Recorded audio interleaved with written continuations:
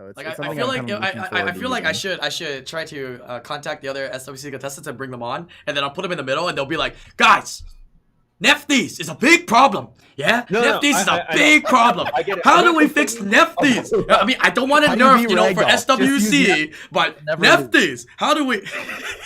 Aloha, everybody. Yeah, from the YouTube channel. Welcome back to a podcast here today. As you can see, we got a new group, as well as we got a new face as well here.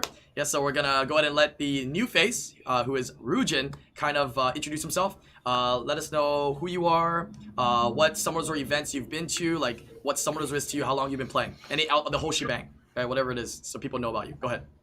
Yep, my name is Ryujin, or my in-game name is Ryujin. My name is Billy. I'm from Malicious. I used to lead Apocalypse, which was like the second best siege guild on Global. What else? I've been to both SWC minus the first one. I've been to this previous event, which is which we're going to talk about soon, which is the NYC Meetup, and that's about it. Thanks. So you were a participant, right, for the tournaments before, right? The first one. I was in the guild one. Yeah, he was in the guild battles for the first one. So he's how long you been playing the game? Well, like four plus years. Okay, so one of the OGs, definitely one of the OGs. I came in when what's that? The White Death Knight was there. The Light Death Knight came in HOH. Conrad, that's it. Ah, okay. So definitely OG. All right, thanks for introducing yourself. We're gonna get into the podcast here today. Hopefully you guys are doing well. One of the topics I'm gonna start off here today is gonna be New York Comic Con and Meetup. Yeah, I know you weren't there, Thompson, but I mean we could talk about meetups in general as well. But New York Comic Con and Meetup just occurred this weekend. Everybody here except Thompson was there. We went to either at the New York Comic Con or the Come To Us New York Meetup. If you want, you can share some of your experiences, what you enjoyed, what you did there. And for you, Thompson, if you want to talk about meetups that you've been to and things that can be improved and things you really enjoyed. Yeah. I do think, not that I'm promoting, but I do think everybody should join the last meetup, which is in Orlando in December. So get your tickets right now before procrastination settles in. I think they're free. I think they're free, right? And it's already live. Yeah, we'll have the link. And we'll have the link a to lot of that us in are the planning Discord. on going if we have the opportunity to as well. Mm-hmm. Yeah, Thompson, why didn't you come to the New York one? Hey, I'm getting ready. I have a bigger fish to fry. Okay. Oh yeah, you're right. I have a lot of ragdolls to slay. But yeah, for those of you guys that went to New York, maybe share some of your experiences and what you did there. Go ahead. New York meetup was pretty cool. We kind of showed up a little later, right? We didn't get there right at the beginning. Mm-hmm. It's funny how the timing of the meetup worked out because we were going to do like the RTA tournaments like we've done before. Yep. And then it was on the one day where the RTA was closed. But I thought their pivot with the dungeon runs was pretty cool, coming up with the times. I think, Ryujin, you guys got that, right? What? You guys won the dungeon runs at the meetup? You guys won the dungeon runs? Yeah. It was my team, Brooklyn Gangsters. Even though I'm not from Brooklyn. What all did you get for it? I should have this. Nice. Oh. Yeah. Wait, so you guys did a dungeon run? And you guys got that? Yeah, we did. Was it opposite? I don't even know what's called. So basically, we did the Giants, but using all fire monsters, and the team with the highest or the lowest average time wins. We had 44.3 seconds average. How close was it to the other guys? Trokomu's team. It was 46. off, right? No, 2 seconds off. 46 seconds or something. 40. Yeah. Damn, because there's a little bit of luck involved too, right? Just about the RNG on the run too, right? I mean, it's That's literally close. straight luck. If you don't armor break the boss, Yeah. yeah. True. That's pretty cool. What about Comic-Con was pretty insane. Yeah, what about the Comic-Con? Maybe share some of your thoughts from there. Since that's probably your first New York Comic-Con, right? This was my first New York one. Yeah, we did San Diego, and that was a lot of fun. But I just love having the big castle. Like, honestly, being able to... It was really cool because this time I got to take people up and, like, show them the view from the top of the castle. Like, everybody got to see Comic-Con from above, which was pretty awesome. And the biggest thing to me was, like, how many more Summoners War players we had come by. I felt like in San Diego, we got, like, a couple a day. And I feel like in New York, everybody came by and they just had their phone. Like, they were just opening up their account. It's like, oh, wow, you play? Like, I did a photo with, like, a family that the whole family played. It was like 2 older parents, very younger child, and like they all played. It was like, oh yeah, the mom's like, oh, I have the most luck, and she shows me her account. She's got like a Viva Shell. I'm just like, this is amazing. You know, I thought that was so cool how many actual players showed up to it and knew that we were going to be there, which was cool. I want to Viva Chill. Right? I know. I do too. Yeah, but for those of you guys that have never seen the New York Comic Con or want to see more of the New York Meetup, I actually did a full. I'm gonna do a full vlog on it. I actually did a lot of video content that I recorded.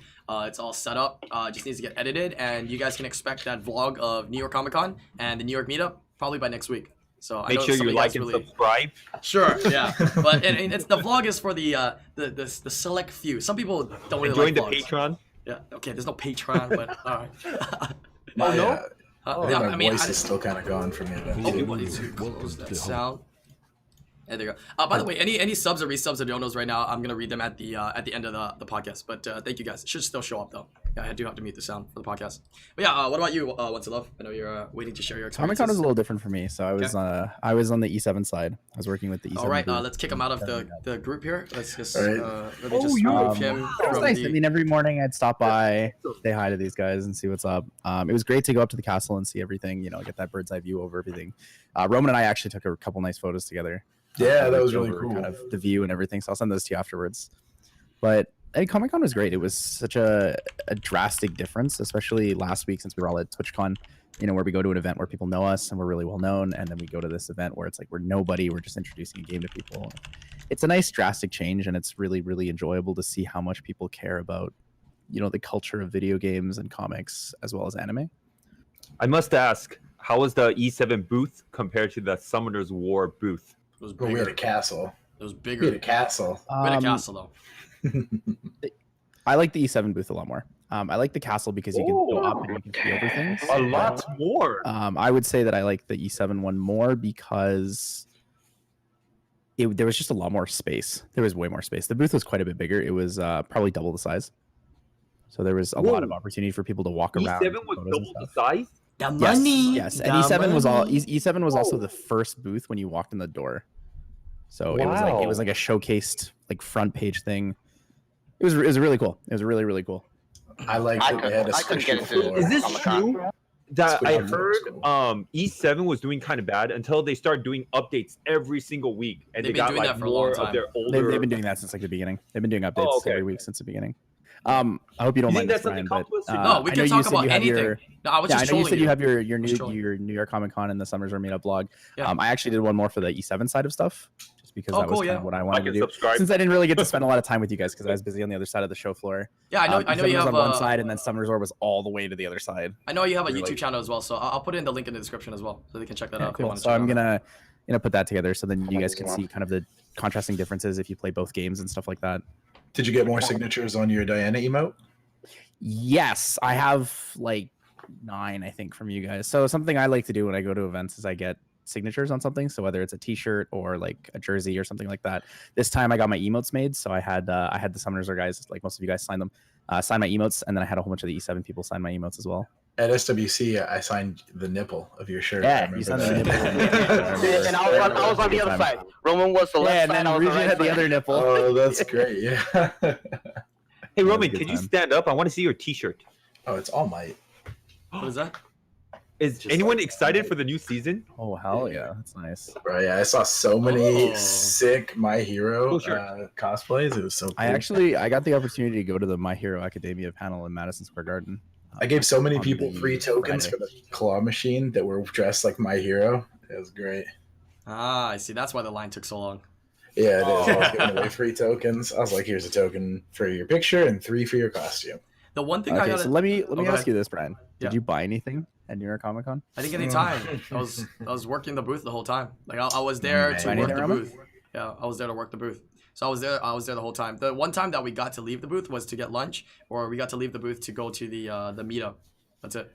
I got 1 hour at the very end of Sunday, and that hour cost me $1,500. Oh God, dude. Wait, what did you buy? What did you buy? So I bought the Blunt Man and Chronic Funko Pop, the Silver All Might New York Comic Con Pop. No, the but Dead Yamcha I Pop. want to see it. show And it to. I bought a COA number 1 of 95. Was it Robert Thomas Kincaid? Whatever. I don't know if you can see it, but this big painting. This man is a Oh, wow, hardcore collector. I nice. respect And Oh, it. he's got it's- some it's- dank stuff, guys. If you don't know. It's COA number 1 of 95. I'm really Roman, can you make a excited for video those of all your COA. like collection stuff one day so I can Yeah, that would- admire it? I also saw a snow globe in the back. I'm gonna get the Funkos actually. The snow globe. Would you like to see the snow globe? This is gonna go in the babies. Oh wow! Yeah, there's only 100 of those. Yeah, Oh. well, technically 98, right? Because Yeah. Pat lost one and you broke one, right? Ah, Roman, I want to see that giant Yu-Gi-Oh card in the back. Oh, it's Dark Magician, the Dragon Knight. Yeah, There's so yeah. much stuff. I have a lot of stuff. I'm kind of slutty. I'm gonna go get those Funkos. I'm actually too excited about them. Anyways, Oh yeah, as for go ahead, Brian Brian. working, yeah, you look It's like tired, show and tell. man. Yeah, Like, I mean, on Saturday after when you came to the meetup, you look tired. I know you were just tired. yeah, I mean, for me who doesn't really get out a lot physically to be on a booth standing all day, it was pretty tiring, but it was great. It was an awesome experience being able to share the game with new people and see a lot of people that actually play the game. Like Roman said, when we went to San Diego, a lot of people that came by the booth were newbies, right? They never really played before ever. They were just checking out the game. They're like, oh, cool and whatnot. But then we had a lot of people at the New York Comic Con that was that played Summoners War. So it was really, really a change of things. So it was really nice to be able to meet those players. That was the Blunt Man Chronic. This is Dead Yamcha. Damn, actually, dude. And then this I was walked through Times Square for the first time with Brian. Actually, we were walking together after dinner with Christina and some friends. This It is was the nice three I seeing got. Times Square for the first time. I was I told sent I'd you be those in trouble if pictures. I I forgot. brought I too took many pictures for you. Funko Pops home. What happened? What? I forgot to send you the pictures. Oh from yeah, Times yeah. Square. Send me those pictures. That'd be nice. But yeah, back to the topic of New York Comic Con and whatnot. Yeah, the Epic 7 booth was cool. I got to check that out as well. I didn't really like it though. I have to say I have a opposing opinion to you, Once Love. I don't know if you're just a little bit biased or whatnot, but I think the booth wasn't that good. It was cool that it was big. It was cool that they had like these cardboard cutouts that you could take pictures of. It was cool that they had the hammer that you could take a picture of. I wish there was But more things you could do. there was nothing you could do. Cardboard cut off. There was I nothing to agree do. with you. It was basically There were really booth. big cardboard cutouts of like, It all was the it was a characters and big stuff. booth to take pictures with A, the cosplayers, and B, the stationary cardboard cutouts they had. That's it. There was no active activation. I think they could have done more with the booth. Right, the booth looked nice. I It's totally cool, agree. but they could have And done I've given more. that feedback. Yeah. I've given that feedback to them. There's a lot of things they could have done, but I do realize how like super short notice their entire boothing situation was. Right, and I know they're a little bit newer of a game as well. I mean, not to bash at them, but hopefully for them to improve as well, right? Because I play Epic 7, I enjoy the game, but for them to improve in the future, because their entire staff was pretty much all hired $10 an hour employees that never played the game before. That's their entire staff there. Like everybody that you saw, hey, hi, welcome, here, come get a prize. What's Epic 7? I don't know. It's this mobile game. This mobile game. That's all they Yeah, said. so they they don't had know. they had all the North American teams. So Daniel was there, and the 3 community managers were there. Right, but they weren't working and the then booth. They were outside of that, watching. like, outside of that, there wasn't like a lot of people that were there that knew the game. So I'm trying to push them to like bring influencers out to events and stuff. You know, Yeah. like you, Gabe, myself, YD should be at some of these events in the future and stuff like that. Yeah, they The have to bring floor was squishy. bring more to the game, like share the game more. I think that's like in general. I'm just giving suggestions to off the booth. I think Coptos did a good job with their booth, right? Sharing the game and having. Yeah, people I mean the booth at the Summoners War booth was fun. I'll definitely admit that it was fun and it was interactive. It was enjoyable, especially having people that play the game that you can talk to and stuff. I more meant like the layout and the positioning, but you're totally right now that I kind of see the other side of the perspective. Mhm. I agree with you. Yeah, definitely. Any last comments on meetups and the Comic-Con event? Anything else that you enjoyed? I think they should do more. Yeah, more. I want There's more of these. It's people to actually come really to them fun. too. I wish I could have stayed at the Summoners War meetup for a little bit longer. I was only there for like 10 minutes. Maybe more of an open space instead of actually being in Manhattan. Because being a New Yorker, I hate being in Manhattan. Mm. Also, I think being the venue location I don't think was very nice. And the reason I say that is because it was really dark. And I don't think that meetup venues should be dark. I think they should be somewhere that's like either a couple floors up in a hotel or at like a nicer restaurant or something, or just an open space. The thing is, like being in the downstairs basement of the Hard Rock Cafe, like you're very limited on how well you can take photos, how well you can kind of enjoy the interaction with people, and everything's very like gated off and big tables and stuff like that. I'm actually surprised the stage was actually decently big, but overall, yeah, you're right. It's too dark. Somebody one scrolled an Arda at the meetup. That was pretty sick. That guy There were 3 lost his LD mind. Nat 5s. There were 3 LD Nat 5s. Shall we talk about that? That was pretty funny. The Ryujin got one. Region got one, and then Wycuz did 113 LDs on stream or on the big screen, and he went around the room and he let everybody summon one. I started it. I got lightning, of course. No, but he let everybody go. He let everybody do one, and then we all got up for the group picture. So cool, Transmog. Yeah, that is sick. And then J-Mac bought one pack, and he said, "Hey, Pat, click the button." And Patrick hits summon, doesn't see anything, and turns away, goes, no lightning. And then it was delayed lightning, and then it was a Han. He pulled him a Nat 5 at the one click, right after Pat had done 113 scrolls and didn't pull a Nat 5. It was right when we were up on stage trying to get the group picture. The group picture. Yeah. And then prior to that, it was, I think Pat was like 50 or 60 into the LDs. And then I decided like, I'm just going to buy the $70 pack and just do 5 summons. Last one, it was Nick Bucky who summoned my last scroll, got me a Grogan. And then just one guy got an Artemil, and it was great. He was on cloud 9. That was amazing. Yeah, pretty crazy. J-Mac got Han, Ryujin here got Grogan, and some random guy got a Arda. So pretty crazy. I saw that random guy post his Artemil on Reddit. It's pretty cool. Yeah. Yeah, that was him. Congratulations, random guy. Patrick said that the guy just came up and punched him in the chest and was just screaming and couldn't actually articulate what had happened. That it was this girl that was like, "You got an Artemil." And the guy is just like, "Oh." That guy survived. I'm surprised because anyone punching Patrick in the face, in the chest, Patrick's gonna punch him back. Yeah, true. Yeah, that's pretty Actually great. true. You know what's going to happen cool. now, right? What's gonna Grogan's getting buffed. Grogan's getting buffed. Oh, you think so? I mean, Dude, we're gonna his talk skin about. is really nice. The skin is really nice. We're gonna be talking about some buffs and nerfs later on the podcast. I think look at your Grogan suggestion. rework, not a buff, because even if you buff his stun chance, he's still not good enough, right? Well, wouldn't a rework technically be a buff? Okay, yeah. Okay, wait, should we save this for later? Yeah, we definitely can talk about this. And We'll they definitely need talk about this to later. worry. They need to be worried about buffing Han, because if Han gets buffed, then intangibly it buffs like Bearing, Gianna, and all those other dark units that need the extra 30% speed. You know. Yeah. True. All right, any last words? Comic-Con, I think. Overall, the New York Comic-Con was a super awesome experience. The meetup was super insane, and I think we can all agree that, Comptos did a great job. Just, little feedbacks that we have that can improve them for everybody, and hopefully next year, I mean, there's one more meetup end of the year that's an official Comptos meetup in Orlando. Hopefully we all get invited for that.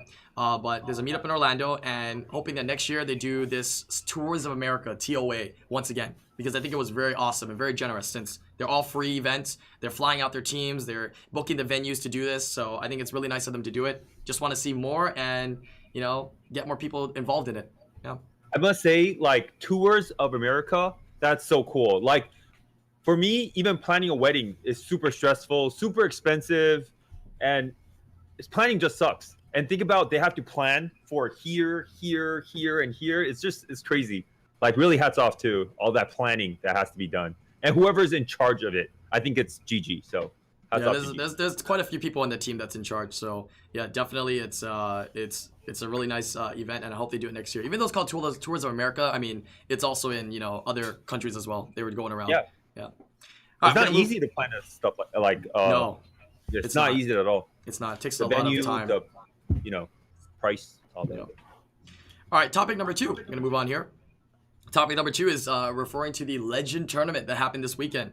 What are your thoughts on the matches? And we can also talk about what maybe can be improved. Yeah, we can talk about it later. What can be improved to make them more fun to watch or more interesting for those top players to fight it and do I that. like the finals.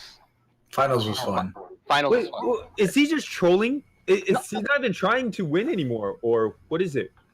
That first match that he won, though, I was just like, Yeah, Okay. I get it, but you're not even trying to win anymore at that point, right? Yeah, I don't know what's going on in that though. Were you surprised when he picked Zaraf Thompson? No, I was he didn't play like that against other people. He only played like that against how to play. I felt like he was trying to throw it.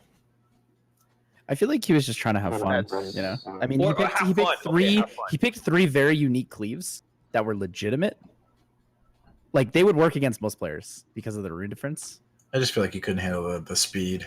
It just wasn't there. I think the thing is he tried to use it, and then how to play also has the ability to fight those kind of things. I think he was trying to throw it. So yeah. I think think that- that He did win the first match. It's just the second match was really shitty. I wouldn't say shitty. He almost won that one too. It was a Zaraf one, and it showcased how bad Zaraf was, which is buff So the Zaraf. issue was how to play misplayed that match, and then how Yeah, to play that's true. because the composition was stronger.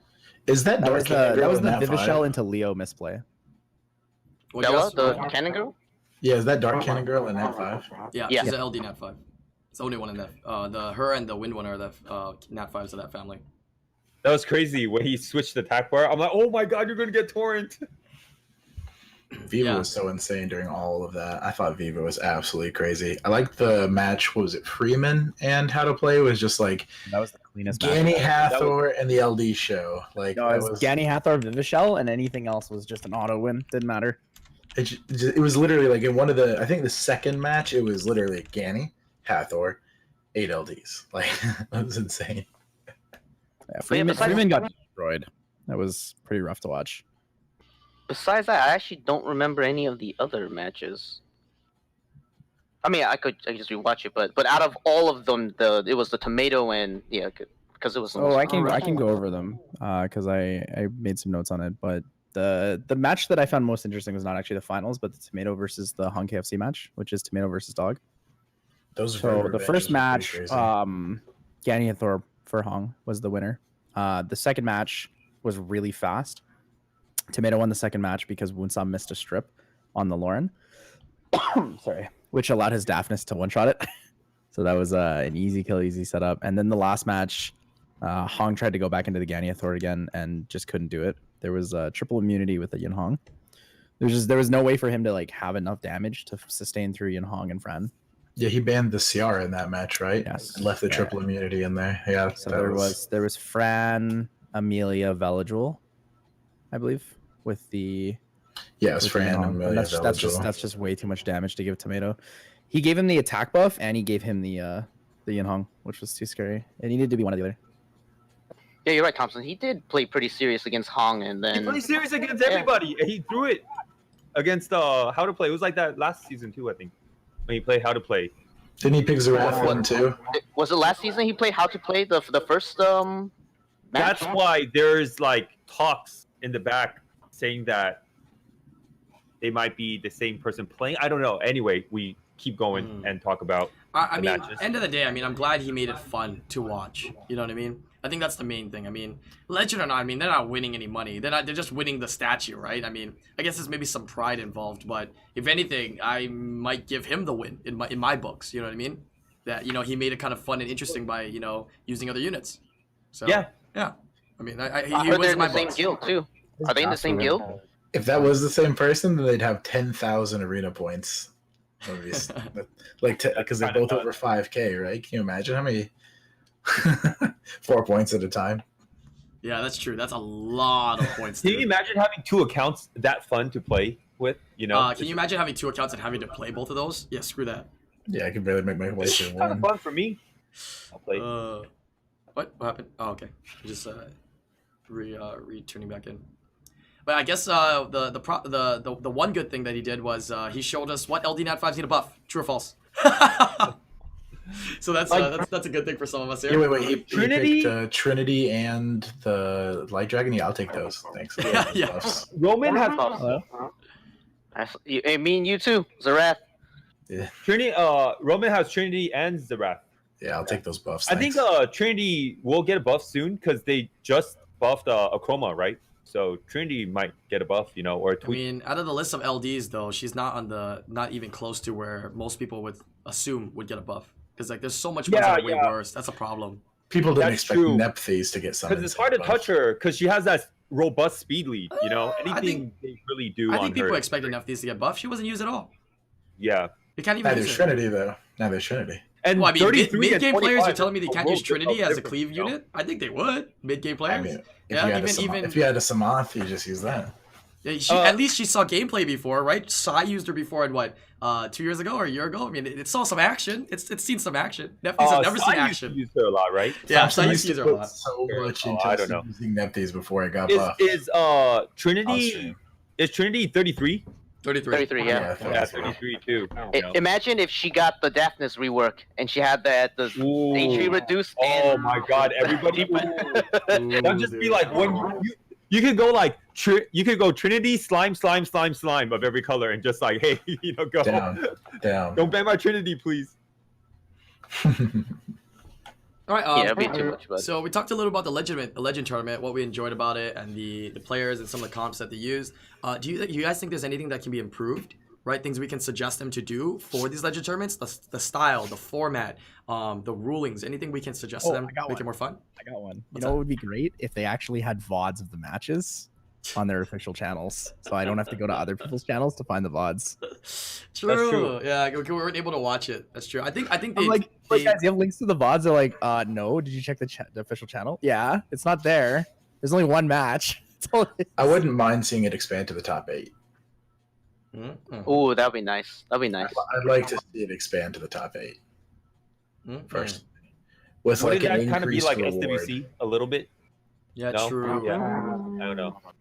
I wouldn't mind it. I like at least expand somewhat and like give because it's like you either get Top first or 8 it's the will same be- as At my time, top 8 would be like 12 o'clock to like 5 a.m. my time. Oh yeah, speaking of that, they should change The the time timing's instead of really weird, right? yeah, like right after. It was 3 a.m. for me, and I was watching it.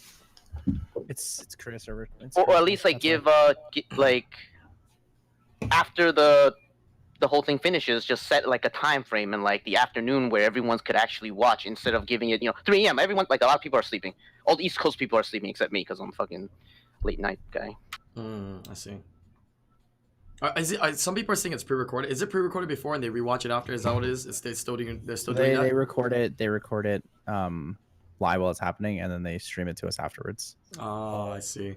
Yeah, I guess it is a little bit more difficult. You have to keep in mind a little bit more difficult to do it live at the same time. You know what I mean? So I see why they do it the way they do it, because it's simpler, right? They have it recorded, they get people to commentate it, and they don't tell the commentators what happened, and then have the commentators commentate over it. So it's a smooth, I guess you could say, production, right? Because it's supposed to be something like minor. It's not supposed to be a SWC huge production kind of thing, right? So it makes sense. Yeah. We ran into issues, I remember, during the online prelims that they broadcasted live. There was definitely issues. There was people couldn't connect or restarting matches. So it does make sense for them not to do something on that scale. Yeah, Because definitely. you're not seeing them actually physically play in person, so it doesn't matter too much. True. All right, something slightly off topic that I have a suggestion for this Legend tournament is for the Special League, they need to bring back those 20 stars and 4 stars. And, okay, on top of Absolutely. that, the top 4 need to duke it out in that format. So this would open it up to other formats and more fun Legend tournaments to watch. I think that would be interesting. Oh, that'd be cool. Yeah. Yup. Yeah, I would love to see those 4-star and 20-star things come back. Those were the best. Right. Those are so much fun. Or new formats for Special League, because honestly, I'm so tired of the SWC. It's like 4 seasons already. That's SWC format. Yeah. I think hate it. I hate maybe it. mono element or something. Yeah, mono element, all wind, all Yeah. dark.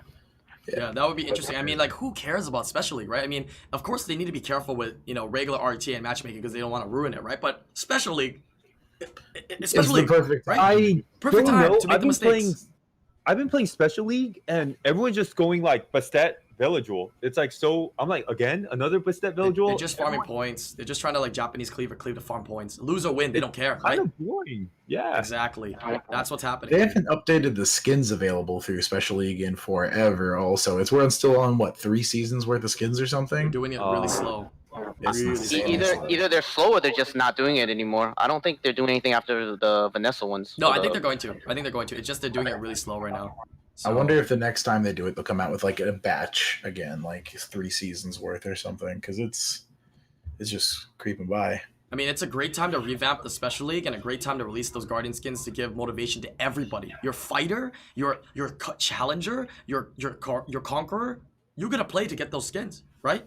And if it's a fun mode, I mean, there's a lot of reason to. Yeah, a couple seasons, and you can easily collect, 1,000 to 1,500 per season. That's 2 or 3 seasons. You get a Guardian skin. I think that's fair. Yeah, I think that's very, very fair. I think it's a good time to try fun things, right? Like I think I'm gonna try like the light gargoyle for Special League. I want to try weird stuff. I think that's a good time for that, but I think it should be built into the format, not just like you want to mess around kind of thing. I actually thought for sure it's going to be like some 4-star or 20-star thing because prior to the season ending, they nerfed China Martina, right? I thought they nerfed China Martina for Special League. I guess true. not. Yeah. It's true. All right. Guess not. Oh, go ahead. No, I said guess not. Yeah, I Because guess it's not not. it. Not the case. Yeah, it was really random how they so desperate, urgently nerfed China Martina. Because just before the podcast, I was watching the European behind the scenes YouTube. Did you guys? I didn't get to watch It it. was a really good video. I saw it, but I didn't get to watch it yet. It was a cool video. But the last part I stopped at was Boss saying like, "Oh, all season I'm playing China Martina. All of a sudden, it got nerfed, and so here I am." Either Boss or Razes, one of them. But yeah, It was Boss. it was Boss. Yeah. I mean, China Martina was everywhere. Like, Yeah. even on regular arena, almost every person that had a Martina had a China Martina Vanessa defense. Yeah, I get that. I just thought they nerfed them to do Special League 4-star or 20-star. Yeah, it was kind of came as like an emergency nerf, honestly. It was really quick, and they gutted it. They didn't just go like, "Oh, let's just take our." So if we're gonna killed her, keep dude. pre-ban, if we're gonna keep pre-ban for so much, can I at least get like a top 5 favorites unit that I want to pre-ban, so I don't have to scroll down every time I want to pre-ban Lauren? Oh right, Or like like all the ones most you- 10 recent pre-bans. You can just select that again. That'd be great. That's a good idea. Yeah, and then I'm lazier after than they you. after I they do do- that, we can shorten the pre-ban time because ain't nobody need like 50 minutes to do a pre-ban. Okay, just saying. I have a way around that, Tyler. I'm way lazier than you. I pre-ban Roke every match. Because it's the first unit, right? Yeah, like 9 out of 9 matches pre-ban Roke. I mean, true. If it's Not just so much special league, if pre-ban. it's just special league, I mean, you don't give 2 craps, right? Just pre-ban the Roke or pre-ban something just to get into the match. You don't really care. And then 3 out of 4 times I'm playing against a Bastet Belladril team. I'm like, oh, Bastet Belladril team. Okay, I got it. I'm so good against Bastet Belladril now. I realized yesterday how disgusting Antares was when I was autoing people. How did you only realize that yesterday? and You Terrace realized just- again, right? No, I realized how much worse it was than I thought it was. Like I knew it was Okay. bad. I Alright, knew it go was ahead. bad. Go ahead. But I watched my Antares on full auto just destroy people. one of our friends, Vers told me to pick a specific draft, and we autoed one of his friends, and the Antares just procced like 5 times in a row, and it just destroyed his whole team. Toxic, He told me to first pick the Antares too. That's toxic, dude. That's pretty cancer, man. All right, topic number 2 in terms of the Legend tournament that happened this weekend was good. Right, another great Legend tournament. Would like to see some changes and stuff. Of course, a little bit of a tangent to Special League. Yeah, maybe the Legend tournaments for Special League as well would be kind of cool. And we thought the matches were good. Yeah, very entertaining. How they should be, I think. So yeah, very, very solid. Looking forward to next season and next season's Legend tournament. Congratulations to How to Play, on this season and winning the statue. Yeah. All right, topic number 3. It's gonna be a pretty simple one here. It's Hall of Heroes. It's coming out this weekend. I believe it's light. If you guys can confirm, I believe it's light HOH. What is your predictions? As well as, can we make any suggestions or changes or to the structure of how Hall of Heroes is? Anything to do with Hall of Heroes? It's like Jack-O-Lantern. Isn't there a meme? I think it's like the about- Jack-O-Lantern as well. Just give us Misty already, right? We think it is. Yep. Last year was Dark Pumpkin. The year before was Chilling. So, I mean, it only makes sense, right? It's Halloween, so we think it's light Jack-O-Lantern. But I hope we're all wrong. I hope we're all wrong and we get like Iris or something. I don't know. I want Bailey. Bailey to go with the diva. That's actually a good one. You might be right, actually. Yeah. Wait, you might actually be right. To go with the Deva and Bailey? Yeah. Oh, Actually. no. You're absolutely 100% wrong. Don't give people hope. It's going to be Misty. It's going to be Misty, all right? Hope is good. Come on, Yeah, Thompson. Bailey is the light boomerang warrior. Yeah. She's really Also, good. I actually want her. Based on attack speed. Yeah, she's really good. I just need more skills from Martina and Sabrina. Like- so, yeah. Like if Yeah. Thompson did a Nefetel, I don't even know how to pronounce her name, and Bailey, Yeah, Neftis, AO, Cleave, that's pretty good. not bad. But it's going to be Misty. Just saying. Yeah. Is there anything that else is reasonable that might hit? Let's just say off chance. I'm pretty sure it's gonna be Lucas. Or, Lucas. Ileana. Lucas. Did we okay. already have Lucas? Lucas or Ileana is my guess. Oh, If it's Ileana. not- Oh my god, these are so disgusting. Keep going. What else? Yeah. You're pretty Right. sure I said if it's not a pumpkin, then it's gonna be Oh, one of okay. those two. Because I'm pretty sure, 90% sure, it's gonna be Misty. Yeah. Yeah, watch this, Topsid. Comptos is watching the streamer like, haha, you thought, Topsid. Haha. So I thought- Guys, we let's just change it from waited Misty for to me. Bailey for Rujin. Yeah, let's change it. I don't think anyone's looking forward give for me this. Misty. Give me this. I Alright. need a defense. I need Okay, defense. I just give you props, and then you just lost all of my respect right there. There's no way it's gonna be I an thought award. about saying it might be Filaria or Harry, or Harry, but the thing is, both of those have like the Nat 3, Nat 4 split families, and those traditionally aren't taken for HOH. So I'm less likely to think it would be that. It is possible we get the light cannon girl, but I'm also doubting that. No, Not like guys, it's Not not gonna be possible. Chammy. Not It's not gonna be possible. Chammy. You guys are toxic. It's not gonna. I swear to God, if it's Chammy, I'm done. Yeah, screw that. There's a big meme on the channel with Chammy. There's no way they would give us light gargoyle. That unit is way too good. Yeah. I mean, I don't think any of the gargoyles are. Right. That good at unit is all. way too usable and not completely trash. There's Yeah, no way it's, we're it's, getting it's it. actually decent. It's actually decent. Because imagine touching the unit, getting 2-turn cooldown without accuracy check and resistance check. That's so stupid. That's so stupid. And an AoE provoke. It's insane. It's just a low attack speed. I mean, yeah, low attack speed. That's it. It's the only thing wrong with it. David, the did shitty you monster get though? light What- gargoyle yet? What? Say again? David, did you get light gargoyle yet? Yes, I have the Yeah. leg gargoyle. You can test it out. How many? Like how I'm many? gonna- Not if you have it or you not have. How many do you have? I only have one. I only have Okay. one.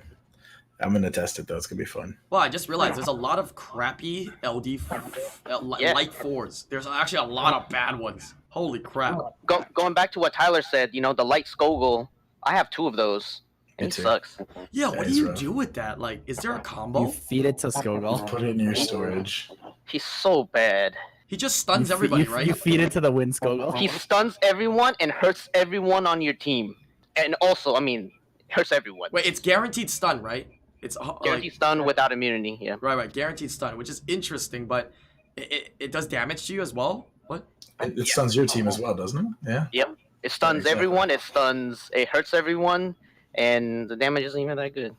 A lot of times, those Nat 4s, they're not bad. Their kit is pretty good. It's just their stats are really bad. Like Misty, for example. Okay. Her or him? Him? The pumpkin, the light pumpkin, has pretty good passive, but the stats are not so good. I think the attack is really high, the HP is really low, and the defense is pretty low too. I do remember, the one person who likes to do a lot of fun, build a lot of fun comps and units, Mr. Fate Mem himself, actually said that it was pretty good. He built it up and he said it was pretty good in Guild Siege or something. Or he used it before, it was kind of good or something. So It's immune to inability effects, Right. and each harmful effects on him speeds him up. Each beneficial effects on him makes his attack power go up by like 20% or something. Yeah, so I'm actually But the curious to base see how stats he for it's used not it. so good. Curious to see how Yeah. he used it and his thought process. So, yeah. Oh I mean, yeah, his maybe- base stack is bad. Ooh. The main stats are a lot of units are like that for the Nat 4s. It's really bad. So, yeah. I mean, that's the difference, right? Between Nat 3s, 4s, and 5s is the base stats. I mean, they all can have good skills, but 3, 4s, and 5s, that's the biggest difference. Yeah, we're definitely still using Fran and Lauren. Yeah, true. Meanwhile, yeah, True. that's just busted. She's just like infinite heals, man. Attack power buff, immunity, cleanse. She does everything. Okay, so can we have any suggestions for HOH structure changes? What do you guys think? Do you guys just like the way that they're doing HOHs now? They Old changed it format. before. Give me my old format back. I don't want to farm those. Like, You don't want the old old one, format. right? I actually prefer this version. But that's because I'm lazy. Okay. Can we, if we're not gonna old format, can we at least double the amount we get, please? Yeah, that's fine. So I have you to want say, I'm 10 of them? Yes.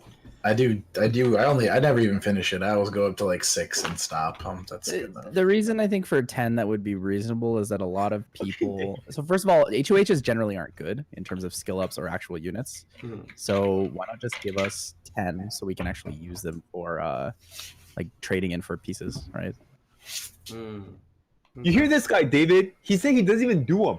He doesn't even care. Hey, no, about I only go to, goes I go to- to like B6. He doesn't only- buy He Devilmon. only So- goes to stage 6 G3, by the way. Can't even use My trash runes to God. get past stage 6. I bet What you is he this? doesn't. I bet you he doesn't even have max towers. It takes too long. My God, David. Oh. Hey, look, look! I'm being for those of you in efficient. chat though. who are wondering. I'm doing something. Look at this. Yeah. I'm really like, you're really the boss of Summoner's War, man. You're the boss, dude. Dude, I bought Devilmon off the arena the other day. I felt really good Oh about my myself. God! Holy Like shit! first you time did. in Wow. the last 3 years. Yeah, something like that. Yeah. Yeah, he finally had for those of 180 you who points. are- He finally had 180 points, so he finally was able to buy the Devilmon. No, You know what I mean? no. It's why? Because his brother-in-law did some of my wings. So I That's got why the he Devilmon. finally had Oh, yeah. 180 80 points to get how many, Devilmon. how many wings do you have? How many wings do you have? Like I have 300? no, I have 1167 or something like that. Holy. For those of you who are not familiar with old HOH format, you just got pieces. So you got like 4 pieces per run, and you could just run them indefinitely. So like, I think the last one that it was Smokey, right? The pumpkin. Yeah. You can farm it I farmed the forever. whole. I farmed the whole weekend, and I got 37 of them. Yeah, you can get like infinite of them. Yeah. The old HOH format. I remember. I was dating my wife, and while it was going on while we were dating, but. I'll be like, hey, this weekend I'm gonna be really busy doing stuffs. But then the whole weekend I'm just like, Undisclosed stuff. there's nowhere you could go. You have to like keep farming it. Like Yeah, you go that's why I work don't out, like you're it. farming. You go play basketball, you're farming. You know. Oh, and it was Tyler. It was like 4 to 5, just like regular secret dungeon. Oh yeah, you Yeah. farmed Just for- really Yeah, hard for that it's shit, too. unlimited. I still have like 600 of the Dark Roxasha scrolls and stuff. It's crazy. Or the Light Succubus. I have a lot of those too. Oh, speaking of, I just got Aria Sunday.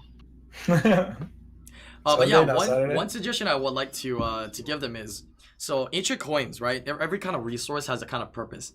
Ancient coins' purpose is to allow you to get things that were given out in the past to other people, right?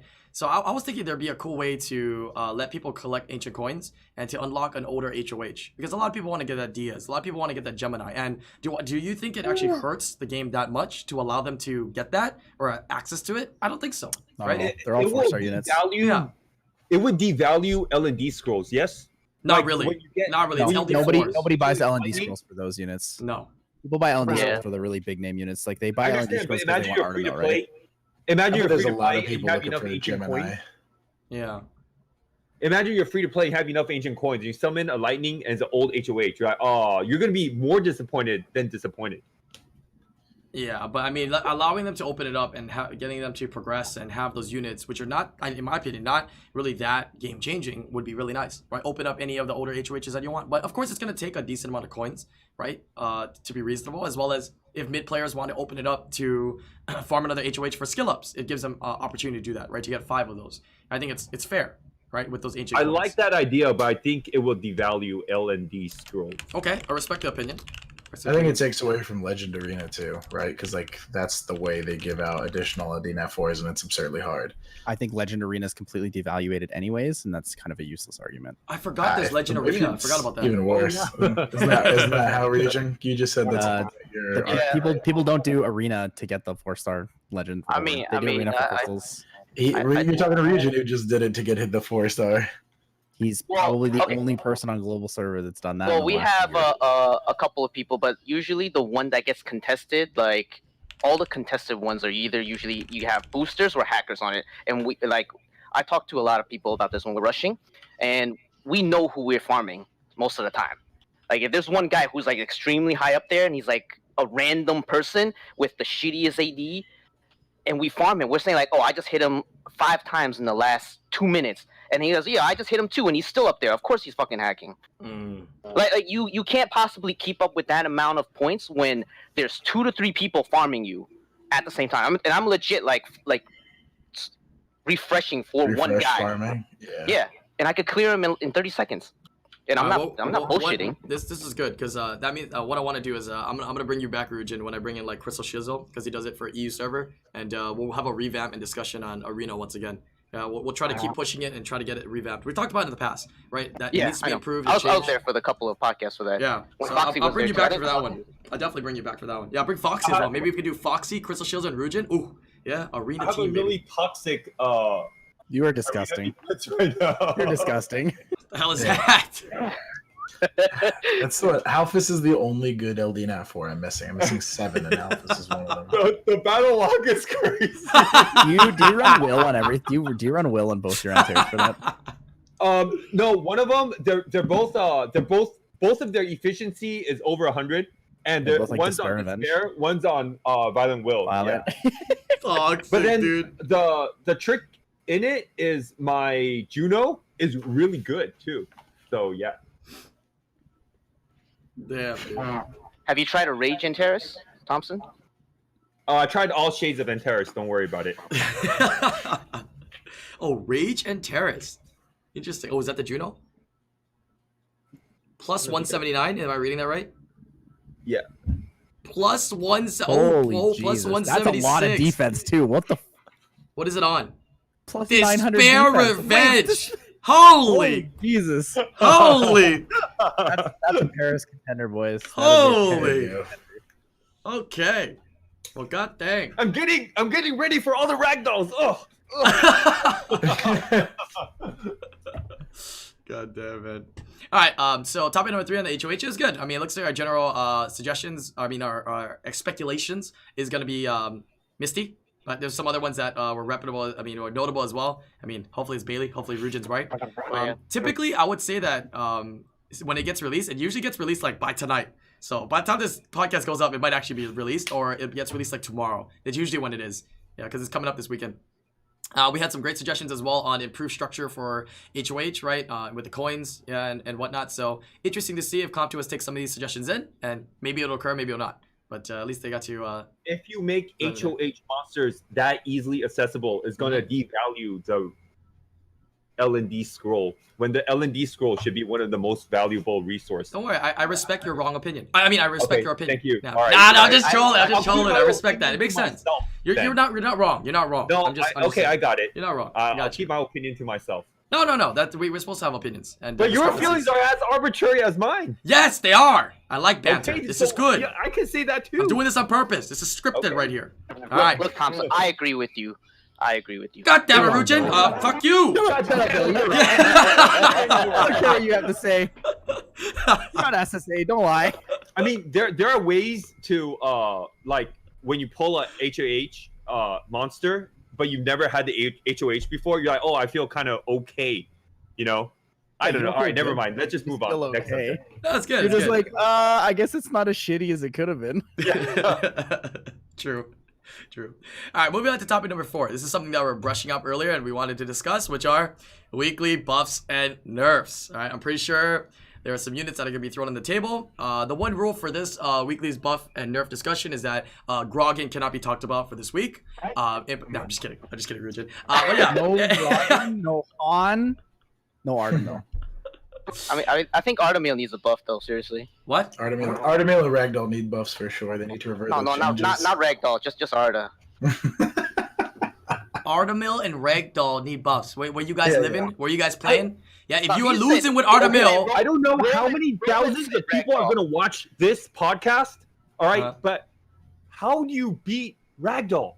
He like. Have you What do guys you seen do how against Ragdoll? insanely good Bird. the Light Demon is? You get more attack bar. I tell you right now, just don't crit, forehead. You build 0 crit rate, you can easily win. Look, That's it. Oh, Thompson, use you Verd. know You who get doesn't more crit? attack bar than he does.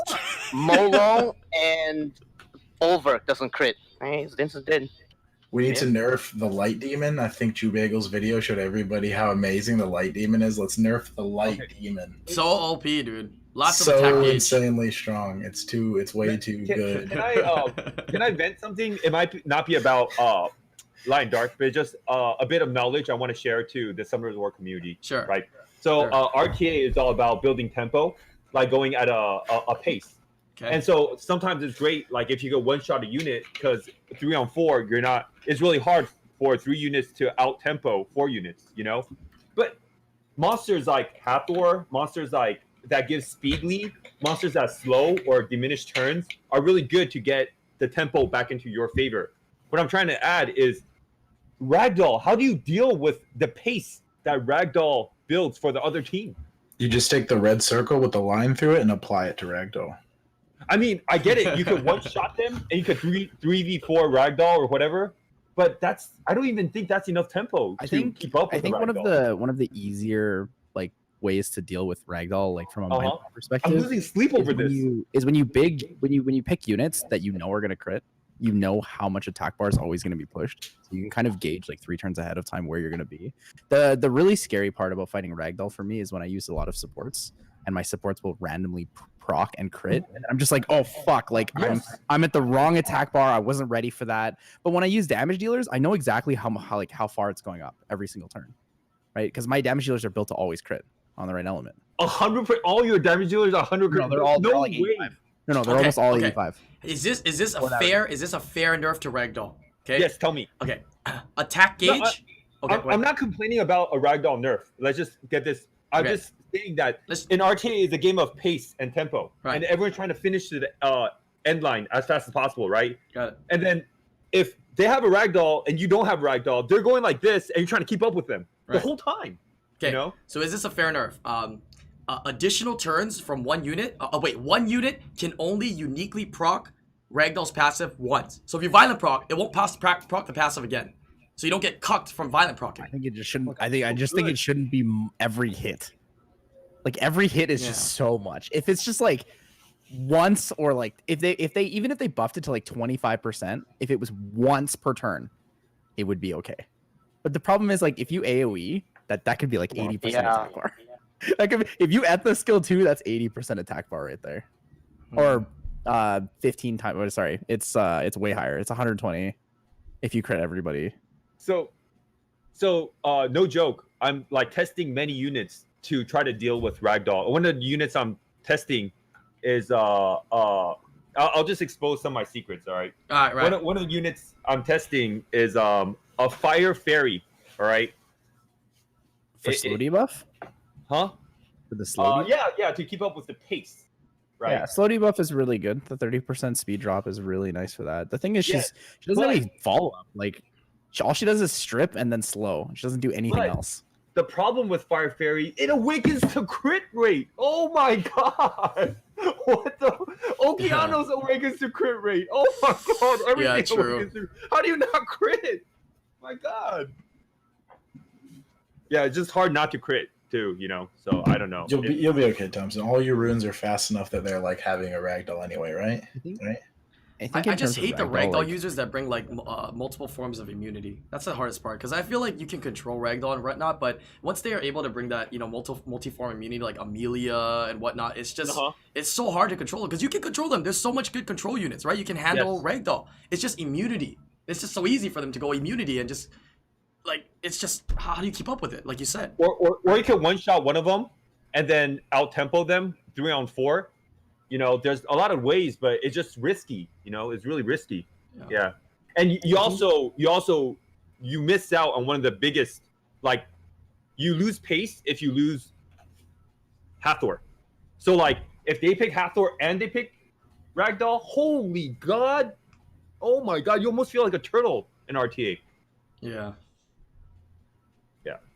So that's, Ragdoll is a real problem. For me right now, I'm not saying he needs a nerf. I'm just saying, I don't know how to deal with it. There's nothing I could do almost. He needs a nerf. Something that I really want for fighting ragdolls is I really want a Tableau. I think that Tableau would be really strong against it. Yeah, but Tableau could stun ragdoll. So it's actually Tableau's a light unit. It's mainly for the skill 3 because I'm very like it's gonna AoE stun too. It's crit, gonna AoE stun, a crit. So you have the slow debuff kind of thing, but like the reason I want the Tableau so badly is because my drafts are very like nuke focused. So I really like the idea of going for a nuke, Tableau resetting, and then going for a second one. Like I'm gonna burst your bubble. Tableau might not be the answer for. Yeah, I know, and I'm not even worried about that. I want to try it because I don't have one. So it's like it's I feel like I should try to contact the other SWC contestants and bring them on, and then I'll put them in the middle, and they'll be like, guys, Nephthys is a big problem. Yeah, Nephthys is a big problem. How do we fix Nephthys? I mean, I don't want to nerf, you know, for SWC, but Nephthys, how do we? I'm not complaining about a ragdoll nerf. I'm just saying it's really hard to deal with a ragdoll. That's all. You're not wrong. You're not wrong. You're not wrong. I'm trying to figure it out. I have a few days to figure it out, and I will figure it out. But that's what I'm doing. It does suck for you though, because I mean, picking If we talk bans. about yeah, Picking bans sorry, will be pretty predictive for you, right? Because you're probably gonna ban Ragdoll first. You're probably gonna ban Ragdoll no, third. I'm gonna Or you're gonna adapt deal with and it. deal with Ragdoll. I'm just gonna head. I'm that type of player. Anyway, Eh. if we talk about busted nerfs, I'd rather be talking about like elemental busted nerfs, right? Sure. You know, like the Taors and the Chows and the Yeah. Fire Dragon what Knights. does Rujin think? He's a little bit new on the podcast. What certain units that can hear about Yes, that you want to see buffed? Oh, no, I was gonna go back to talking about just one more thing, because Yeah, go ahead. I think Thompson like figured this out a long time ago, because I've only got Artemil recently, and yeah, Ragdoll is actually a big problem for Ardas. Every single time they crit you, and he hits back and he crits, he's gaining more attack bar, and then I crit him again, and he's gaining more attack bar. It's a double whammy against Arda players, especially when you draft Arya. You poor Arda players. But yeah. I wonder what that feels like. Yeah, no. I mean, Right. I guess like I see My the, plate's I too see the full. two sides. When I try Look to at- carry look at my all these plate, Elite this food F5s is I don't falling have. off. But not just that, Ragdoll gains attack bar from any type of revenge. Yeah. But Arda revenges all the time. What if they let's talk about Ragdoll one last time. What do you think if they limit his attack gauge? Maybe they give him more, but they limit it to 1 per turn. So he has to gain a natural turn again for him to have the passive back up. That's a pretty big gut, isn't it? I don't know. I like it. But you can give more. Like, let him have more attack gauge, but he has to get his turn again, and then you can, the next hit will proc the passive again. I don't know. It just half of the contestants in SWC has Ragdolls. I just want to say that it's no coincidence. I know Neftis is OP, Leona's OP. I get all that. Young Hong, Artemil, Gianna, whatever you guys say. But there's a lot of Ragdolls, and did you guys watch how Llama beat Judas? He just picks Ragdoll or prevents Ragdoll. Judas never got to touch Ragdoll because he values Ragdoll over any other unit that Judas gets. I really hope he fights. Has to fight Rossith. Judas is a great That'd be opponent. interesting. Judas is so good, but he just. I really want to see him fight Rossith. I think that would be really, really good fight. I mean, Llama just like opened up Judas like a book. He just let Judas pick Hathor and picks double immunity every single round and never give Judas Ragdoll. Yeah.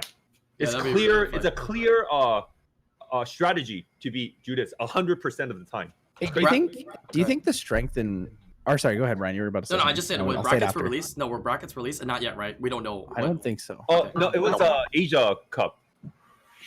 Oh, okay. Yeah, the Asia Cup. They just played the recent tournament. Oh, okay, you're talking about that. Okay. Go ahead, Tyler.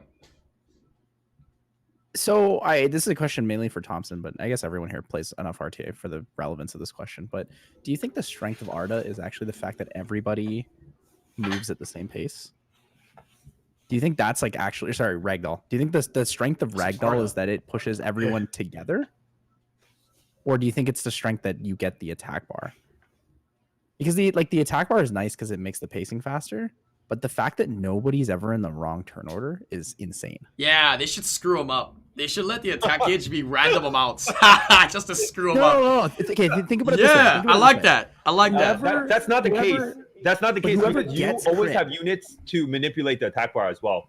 There's always you do, resistance. Yeah. but it's not as easy to manipulate the attack bar correctly or like heavily. What if when you crit the unit, that unit gained the attack bar only?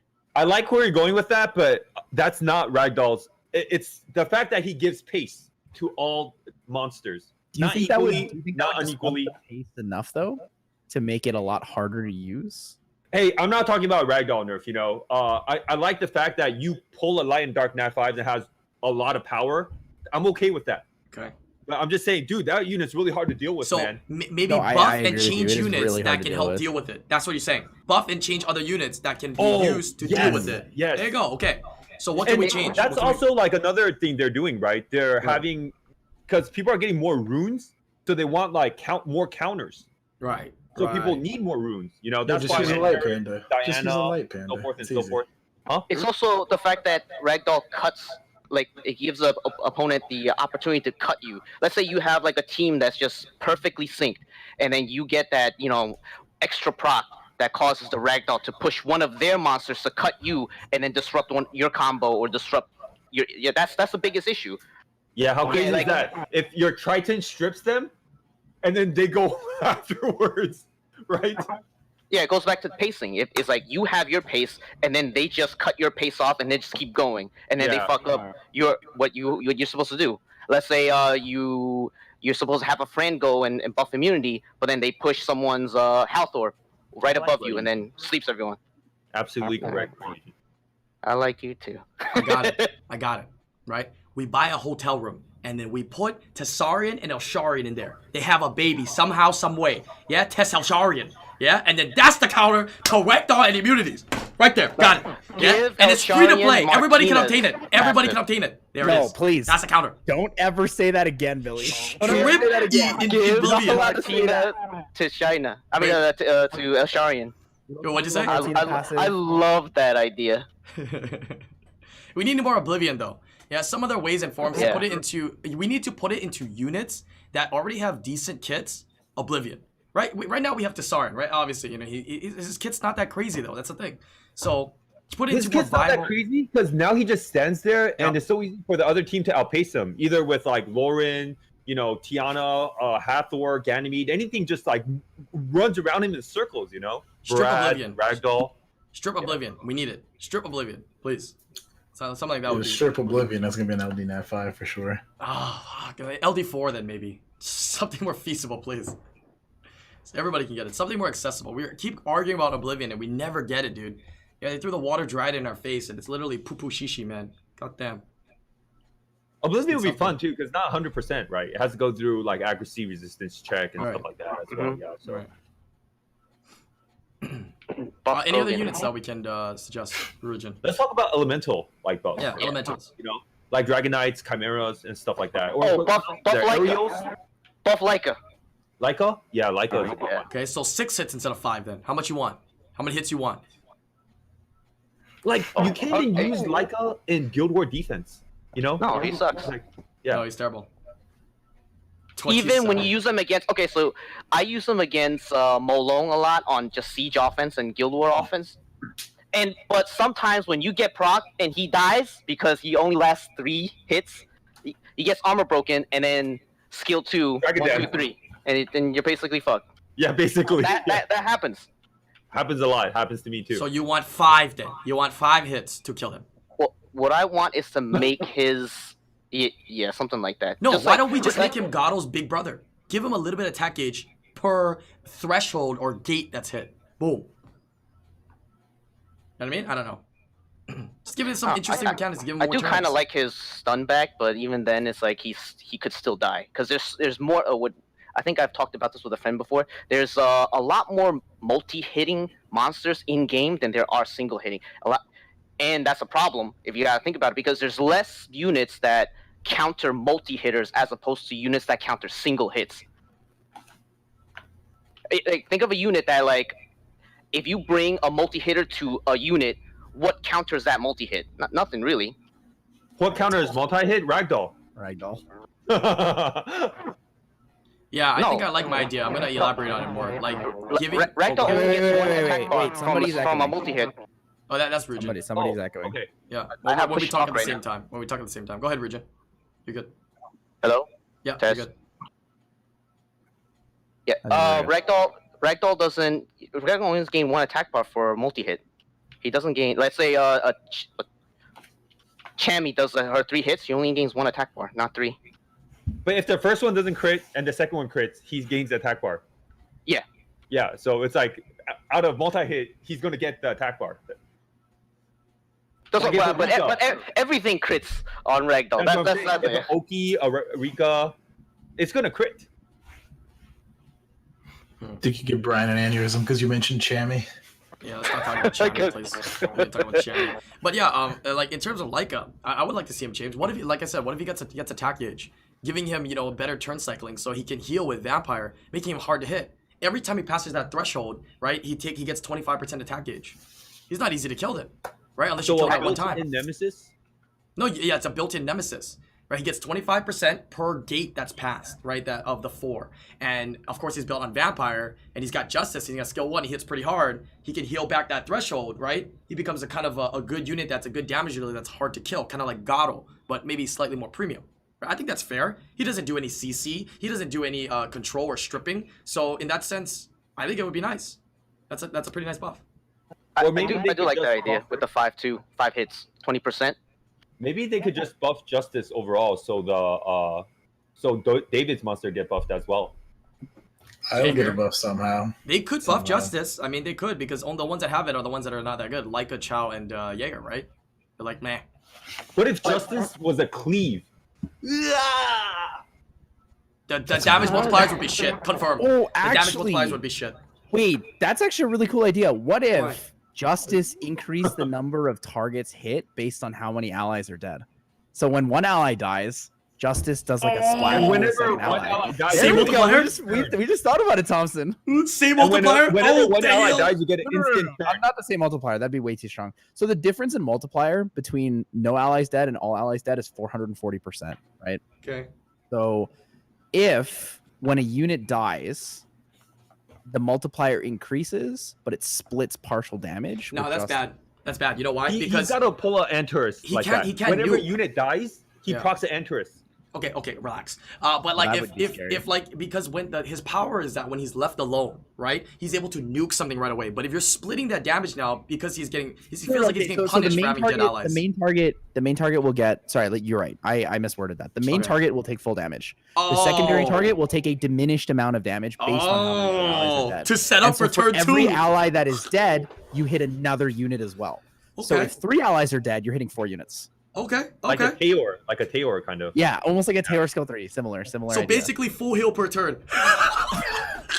No, okay, but you can only lifesteal on the main attack. No. We Because lifesteal on it all, would be dude. built in the same way that like enemy max HP scaling works for damage. No, I think that's kind of fair though, because if you think about it, how hard is it to kill Gato? You need to kill Gato through multi-hits. So it should be difficult for you to kill Leica. dots. You can kill right? Garo with dots because all dots tick separately. Okay, maybe that's true actually too. Yeah, Which that's is true. Leica why doesn't have some dots. Chow can actually kill Garo relatively well because you just skill one over and over and over and you put like 5 dots up and he instantly dies. Wow, and you put that implication into Chow and Jaeger? Wow, you figured out where to Damn. use Chow at. Wow. Oh, not bad. Because Chow did get a buff recently too, right? He like Okay, cleanses so end of someone in turn. chat said kill with Justice give an additional turn. That would never work because Justice is already an extremely low cooldown. That would be Wait, you want a extremely Justice overpowered. skill 1 next turn Justice again? What is this? No, crap? no. Justice, kill a unit, take a turn, violent proc, Justice, you become the next Diana. Some of the Justice buffs you're talking about might be a little bit far fetched, but then like the overall idea is to buff Justice because it buffs Chow, Leica, and Jaeger, right? So Right. that would be a I mean, skill the hard part about Dragon Knights as a general topic for buffs and nerfs is that they are passive units, right? Passive units generally get their buffs and nerfs from their passive. But the thing is, like, their passives are good, but they're not overpowered. And that's kind of the hard part about the balance issue with them. Yeah, It's the because Chow the buff other was units are basically nothing. overpowered. Oh, go ahead. Sorry. Sorry, Wow, I how didn't hear come- what you said, Billy. Dude, you know what? You know what's... No, I said the Chow buff was basically nothing on the previous patch. yeah, Was it that was, a it was mini nothing. buff patch? It was. It's good in 1v1 situations and sometimes in 1v2 situations, but overall, it's not that strong. Yeah. I think, I never thought of this. It'd be kind of fun to build. I mean, just having the team up skills with the Justice units would be kind of cool because you get Justice every turn. Yeah, how come I never thought of that? Like Second Let's Awakened have David Ryok? say what kind of buff he wants for his Jaeger. Yeah, what do you want, Roman? Y'all are doing a great job. I'm just enjoying not having to You talk like what about we're it talking myself. about here? All right, You like what David, we're let talking it about, out. huh? Let it out, David. No, I'm down. I like this. You like the multi-hit idea kind of thing? Yeah, but I want it the same percentage on the next unit. I don't want it reduced. Yeah, okay, Roman. Okay. I don't need Suddenly it reduced. there's gonna be these team strats where someone picks Leica and Jaeger, and then 3 trash Okay, units. okay, you can they all die. reduce You it. one-shot the enemy team. You can reduce it, but not for Jaeger. Give an inch, take a mile, as they say. All right, got So you, You Roman. can reduce it, but just not for Jaeger. It's okay. So for Chow, everyone always says the passive sucks, and I think one small change could be enough to make it good. I think if you can remove inability effects, I think it would be really good. Because right now, the only thing you get is at the end of your turn, you heal, and then you cleanse a debuff, that is not an inability effect. But if you could cleanse an inability effect, he would become a threat. Because it'd be harder to CC him. It'd be hard to Ganyathor him, or harder at least. Because he would be awake at the end of every one of his turns.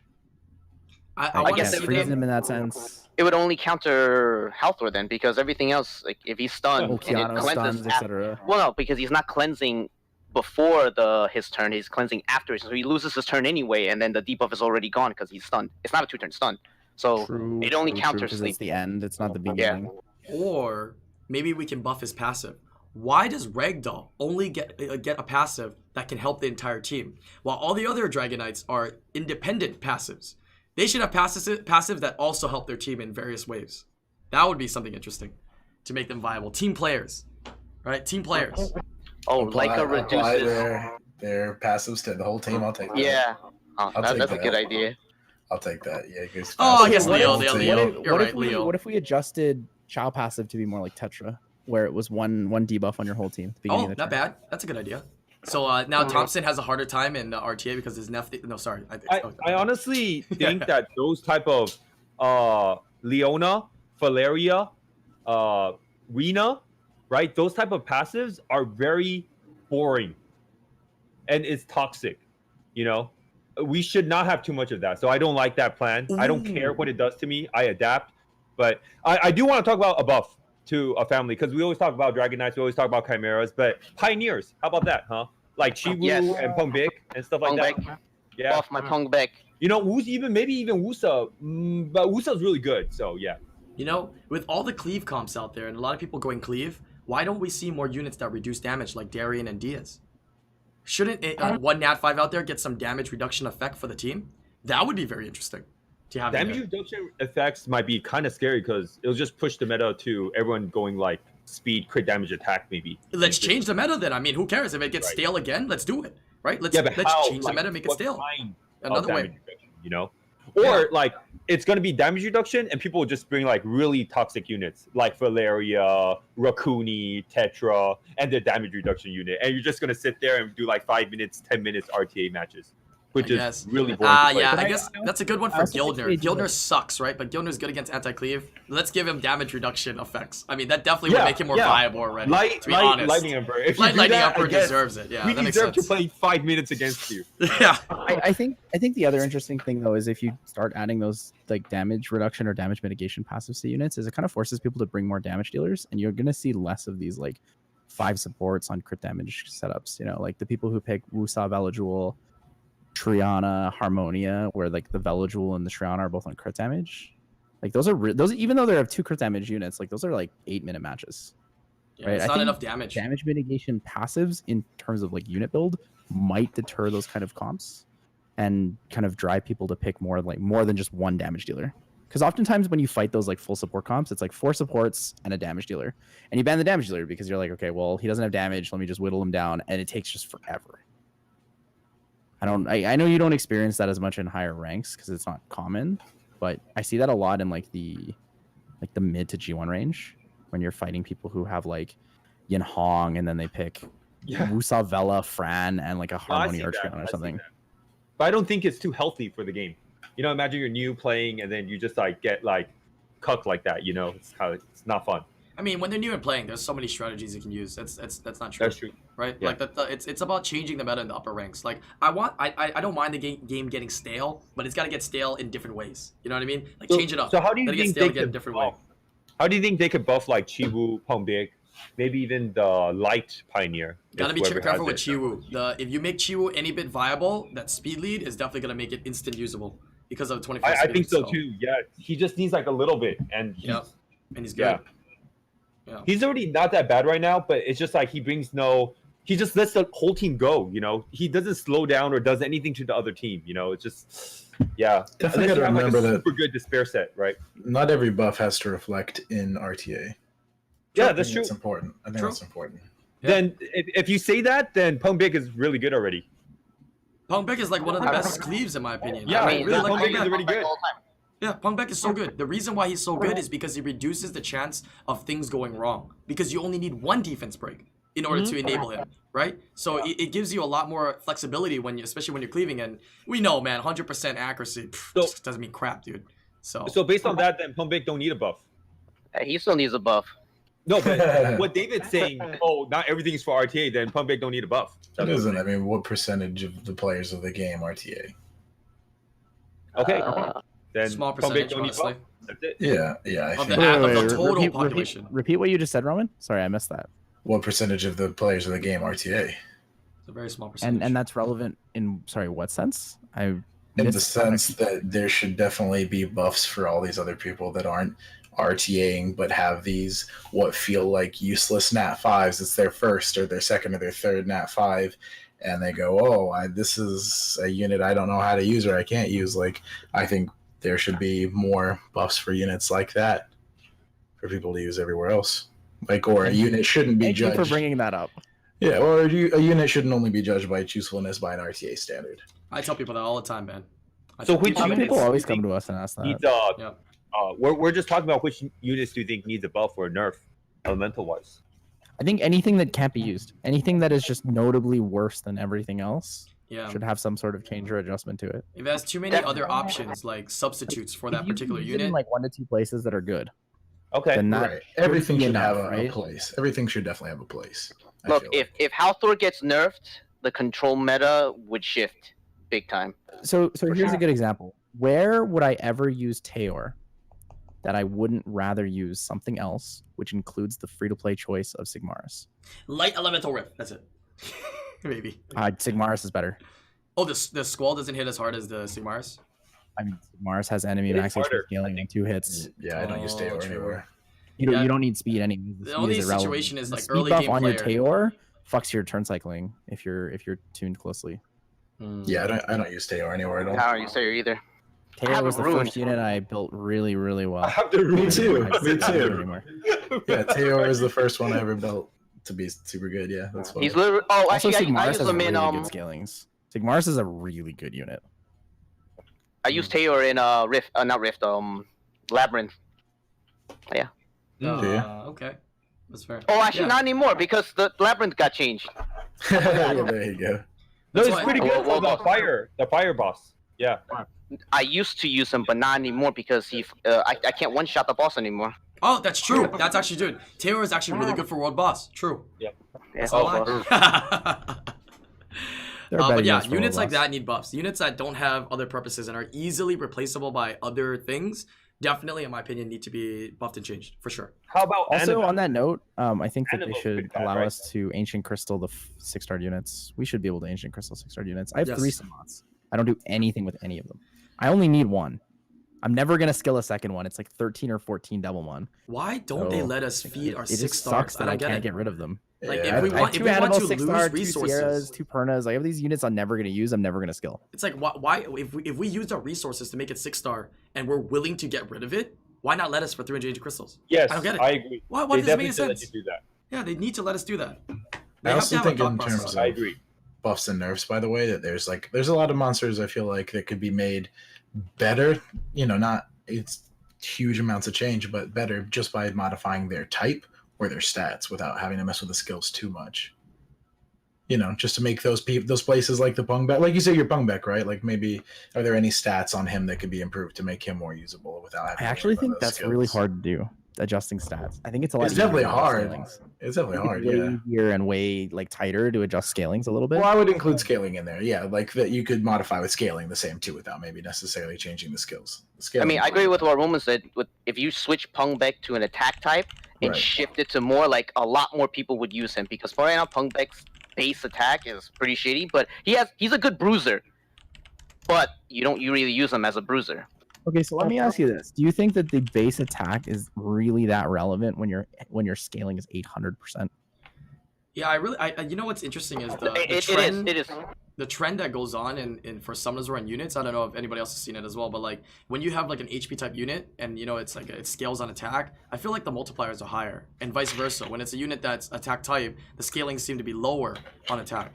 Well, So, and they also balance them like DJ saying with Awakenings, right? Like Pungback awakens into crit and has 800% scaling on skill 3 It's with nuts, 30% dude. damage from skill ups. That is an extremely high amount of damage output. Even with 769 base attack, you are hitting harder than most units. Yeah, but And- against really high defense units, he hits like a wet Okay, noodle but and his. you shouldn't like if you're not defense breaking, then why are you using him for that? No, I'm not. They are. Let's say if you hit a Fang with a defense break, you're actually not without what I've seen. Without a hurt hits, you're not hitting above a 37k, and then the AOE does nothing, like 10k. Right, but then if you're going Like, against I do a lot of Feng Pungback cleaves. Right. If you go against Feng Yan, though, you should be trying to cleave something else, so the radiating Yeah, damage but will kill the Feng Yan, right? The other issue is the fact that Galleon missing defense break, and the only person that you can hit is Fang. Or let's say Okay, if you're true. if you're hitting Okay, if you're two more hitting questions to go defense- along with that then. If you're hitting another and- defense like Triana, you have to hit Triana. Yeah, that's true. So two more questions to go along with that. The first one is, I feel are you rigid in the sense that you're only using one offense? No. You're only using I'm just firepower. giving an example as like why I think Pungback should be switched to an attack. But I don't think using like your one example is super indicative of the actual strength of the unit, right? Because you're saying in this situation the unit is weak. When we're talking about is the unit weak overall, right? The usability of Pungback has gone up so much, especially with Halfus, right? Fixed damage is super relevant, and his single target nuke is huge, right? Zyros Pungback was amazing for a long time when people were doing Arena because you could reset the Triana and the Vanessa and then one shot the Halfus, and you do fixed damage to cleave everything else. No, I'm just going with the fact that along with tweaking monsters for, so let's say he is supposed to. I believe he's supposed to be a pure attack monster, not an HP monster, and he's because this kit is not a bruiser kit.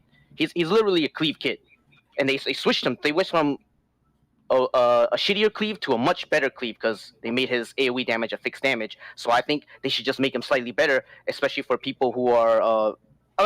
This is just like Pungback was just the example. I think he's also good for at a lot of Guild other. Wars, It's the same idea as saying make Trinity an attack type. Yeah, that's Right, what right, I was yeah. going with. Right, just means consistency is what you want I to also, say, right? I also disagree with yeah. that statement, but that's because I see the viability in it. And most I people think just don't wanna Pungback's try also it. good in Guild Wars and whatnot too. Don't get me wrong. It's just easier cleave in Guild Wars as well. So something to think about. It's not just Arena. Yeah. Like I understand the idea of wanting the unit to be better, but I think the misconception is that people just openly say the unit is bad when that's not true. Like I totally agree that we should buff certain units, right? Units should be better, but I disagree with the mentality of saying the reason we should make them better is because they're bad when they're not. Okay, fair I also statement. get what David was saying, that you should just buff units that are bad everywhere. So there are a couple units that are bad everywhere. Right, Fire yeah. Panda, for example, is bad everywhere. Am I right? I like Fire Panda, especially for Fire Yeah. Panda's pretty bad everywhere.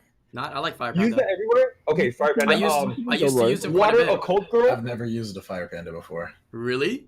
Never, not Back once. in the day, he was so good, man. When people are No, figuring out right raids. now, 2019, Okay, October. early game player that doesn't spend that much game, that doesn't have that many Okay, Nat 5s, okay. able to fuse How Fire Panda. how about Annabelle? Do you think Annabelle should get a What buff? does an early game player do Yeah. with a Fire Panda? I don't Majority know. of Because, players can Annabelle use uses Annabelle. everywhere, right? Or you could just use Galleon. Or I Very don't know. 50-50 on Annabelle. Really 50-50? Okay, how about Praha? I think Praha should be. Praha's probably the worst of the three that you just said, for Oh, sure. worse than the three? Okay. Yeah, for sure. A Fire It's units like Praha, Teshar. I think I would Teshar's still say good. Fire Panda. Teshar's good. I've never Or- used Charlotte before. Army. Do you guys use Charlotte? I've You never. never, you used never did But Charlotte's Arena? good for TOA. Yeah, no, Charlotte. I think Charlotte sucks. Charlotte's great for TOA. Wait, wasn't she good for a while in like Arena meta back in the day when it's anti-nem cleaving, We're like talking water? about units that doesn't do Oh, anything. like now, good. okay, like now, units, okay. units are all what have Alright. you done for me lately? Okay, Yeah, now. we're talking about units Teshar that is good in doesn't lab do nowadays. anywhere, You're right? right. I forgot about the change to skill 3. He's still good for farming. Yeah. I definitely think buffs should be measured against how often a unit is used across the game. And I think they have that info that we don't have. Like how much a player uses certain units. I think they have that info in data. So I think they Yeah. actually use that as a Oh, gauge yes, as they well. do. Yeah. Yeah, so the ones that now that I think about it, the units that we see in the buff and balance patch might actually reflect units that are not being used as widely currently by the majority of players, not just high-end RTA. So sometimes when we question, hey, this balance patch sucks, it might be dictated depending on what people are actually using, not just us, right? So something probably to think Rakan's about. getting buffed. Rakan hasn't. Oh, been yeah, seen nobody's at all. using that thing. Not even defense. if you're going against no stripper and you're kind of like Guild War defense, Rakan's not that bad, right? Or is right? I don't know. Rakan is okay. Rakan's pretty bad. I think so. No, well, in the last 2 weeks, He gives himself a turn and then reset the violent proc, and he's kind of cancer a little bit on Guild War defense. You know. Didn't I give a buff suggestion for Rakan last week? Like last week, I said like Yes, when he we're talking about AOE. yeah when he uses third skill to collapse, it does an AOE provoke. Yes. Yeah. Oh, that's a nice one. Yeah, That's not bad, makes right? sense. But some monsters just need a little tweak to be really good. Like what they did to the Wind Monkey King. That's just a little bit, and now he's like pretty decent, right? Pretty decent, yeah. Back into it. And I think some monsters like Praha or like Annabelle, or maybe the Fire Panda. I know you guys like him already and thinks he's good everywhere or at some certain spots, but I don't think so. Those monsters just need a little bit, right? Maybe attack gauge Praha, increase just a for little Praha. Attack gauge increase for the team for Praha. Since we do wasn't so there much someone attack. trolling on Reddit and they just said like there's a buff for Praha, like a random sleep to a unit when she falls asleep? Or Yeah, something like that? even I thought that buff was kind of not good. That the troll buff. Yeah. But the aerial buff on that fake one was actually really good. I liked it. It was like every time he used skill 3, the entire team gains like an additional 10% total HP. Oh, for Ariel, yeah. Yeah, that was nice. I like that one. Because Ariel and Luis, they kind of do something that's nothing that Nat Force could do as well. Yeah, they heal. That's it. All right. And they try to buff Ariel and they try to buff Luis, but they're still like nothing. yeah. Hard to say. Yeah.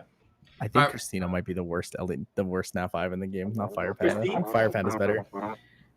What I does don't Christina have a do? Christine, so I have don't it, and know. I've Is she never- good? I put it in She's, storage she's, the second I she's, got she's it. not good. I remember Ken skilled his and we were scrimming, and every time he'd beat me, he'd be like, Christina OP. Except the Pater would be the thing that beat me. Wait, turn 2. It's not that good as the last buff. It just said to doesn't be. do enough. Mm, It doesn't do enough. I know. So in theory, on Brazilian guy paper, it's called cool. Daniel Carioca tried to use Christine too. so But he that thinks is the she's unit that really needs a buff then. situational. Huh? So that's the unit that needs a buff then. Christina. Like she's got the Christine, strip, maybe. which is cool, but Christine or Christina? Christina. Christina. Yeah, Christina. Mm. All right, we got a couple minutes left here, maybe like 2 or 3 minutes left. Any Super last? random. Yeah. Super Any random. What do last you- random stuff you want to say? Go What do ahead. you think is the, on average, best family in the entire game? I'm going with Paladins. Oracles. Oracles. I think Paladins. Hands down. Oracles are by far the best. Oracles are pretty good. Lightning Emperor. You're Lightning losing. Emperor. Look how much you're Oracles? losing on Praha. Oracles That doesn't might matter. have the best first skill in the game. Yeah, the turn cycling is nuts. 45%. Wait, which family did you It's say, Roman? so hard. I went with Paladins. Paladins. It's so hard to keep pace with the Oracles. Like I the agree with worst the one is the Oracles Wind. only because of Paladins kind of have the same issue with the Praha and the Louise. However, I think that Luis can I be think that pretty the sick. difference- Okay. the difference in strength between Sierra and Gianna compared to Leona and Josephine is way higher. Sierra Gianna is probably twice as good as Wait, Leona. I mean, the sure, Fairy in King. combo, Fairy yeah. Kings. Fairy Kings are pretty Every good. one, though. every one of Yeah. them are useful. Every single one of them are useful. True. But the reason why I still think that Oracles are still number 1 on top of those families that you mentioned, because of their versatility in PvE and PvP. It's pretty widespread for all of them. Also, they have Sierra with I don't know. speed lead, which is a Maybe I'm huge just biased advantage. just on Sierra. I don't know. Maybe just I'm just saying Sierra. You guys are right. Like with Oracles, they get to the finish line. They set a pace. They get to the finish line faster than the other team. So Oracles is definitely really good. Yeah. I just find myself irritated by every Paladin so much more than any Oracle. No, I agree with you. They're Paladins more frustrating. They're very irritate toxic. the ever-loving shit out of me. Yeah, exactly. All right. Most toxic family. How about that? How about most toxic family? Or worst? Fire- What's the Fire worst Wizards, overall what are they called? The family? Liches. Ponies? Delicious. Help What's the us, worst overall? Antrus, Ponies? I don't know. and Hellfuss, Antrus, and the water one. That's it. No, Grego too. Right? Nat 5 family. What's the I worst would- Nat 5? I would honestly say that I think the unicorns, Are the worst even Nat though you 5 don't family? use a lot of them, I think are the most frustrating family to fight. Oh, They're the most- you're talking about toxic. Okay. Yeah, because if any of them proc, it's huge. Like let's say you go human to pony form on an Amelia or an Eleanor, and you Yeah. proc, you've instantly regained your cleanse. If you I don't proc know. on a Diana, Yeah. you get an extra. I mean, when has Diana ever made any real difference? Scary, dude?